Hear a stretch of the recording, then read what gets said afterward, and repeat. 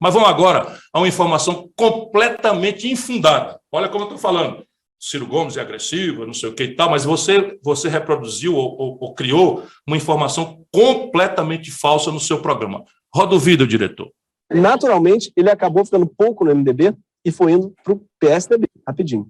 Foi enquanto estava no PSDB que Ciro ocupou o seu primeiro cargo nacional, sendo ministro da Fazenda durante o governo Itamar, no início dos anos 90, ajudando a implementar o Plano Real. Mas ele ficou só 4 meses no ministério. Depois de várias declarações polêmicas, ele foi afastado do governo Itamar, uma vez que o PSDB entendeu que o seu temperamento estava atrapalhando a imagem do governo às vésperas da eleição do Fernando Henrique.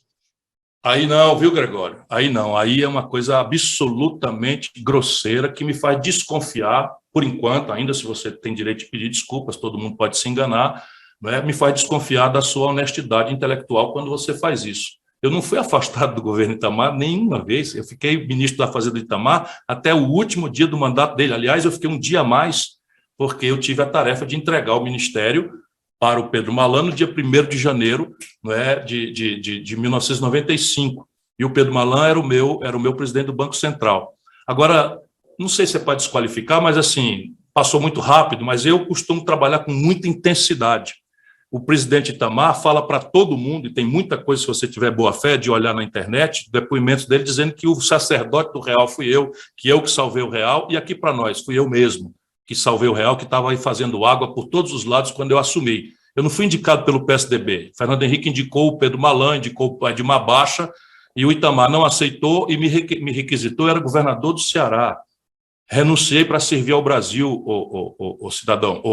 Cidadão não, vou voltar aqui ao meu amor, ao humor. Gregório do Vivier, meu querido. Não é? Eu saí, me arrisquei, sabe, a ser, inclusive, responsável pela tragédia do real que estava fazendo água. Eu criei ali naquele tempo, eu criei a TJLP, que você não tem ideia do que seja, nem é obrigado, mas é a taxa de juros de longo prazo para proteger o empresário brasileiro da taxa de juros mais abusiva, que eu estava conversando com o Eduardo Moreira agora há pouco, e separei a taxa de juros do financiamento da produção, criando a TJLP, que essa gente agora, depois do golpe, cancelou. Eu criei a lei brasileira de participação dos trabalhadores nos lucros e resultados das empresas. E agora tu tem ideia do que é isso? Não. É assim, olha, hoje os trabalhadores brasileiros, humilhados como estão, só tem um ganho acima da inflação nos últimos anos, aquele da lei que eu criei, não é? Convenci o presidente Itamar de que quando a empresa vai bem e tiver um lucro, ela tem que distribuir uma parte desse lucro com os seus trabalhadores. Chama a Lei de Participação, PLR, Participação dos Lucros e Resultados da... Eu fiz a intervenção do Banespa, irmão, que era um emissor secundário de moeda, um maior antro de roubalheira e de corrupção. Tudo isso foi ali nesse período, displicentemente. Eu nunca fui indicado pelo PSDB, ao contrário, o Fernando Henrique me vetava completamente. Porém, o Fernando Henrique me pede para ser ministro e manda eu escolher qual é o ministério que eu me sentiria bem, só para você saber como não é verdade, grosseiramente não é verdade isso que você fala, sabe? Não é humor isso é uma coisa muito ofensiva, muito grave, não é? O Fernando Henrique me pediu, escolha o ministério, e está no livro dele. Pede às pessoas para te mostrar, ele diz lá que eu respondi com um sonoro não. Sabe por quê? Porque o Fernando Henrique já estava traindo os postulados do PSDB que eu ajudei a fundar no Ceará. E eu preferi ir para Harvard. Depois você também faz um deboche sobre isso. Mas, enfim, minha tarefa como ministro da Fazenda foi colocar a casa em ordem. E para colocar a casa em ordem, eu tive que contrariar interesses poderosíssimos de quem estava lucrando com aquele caos completo.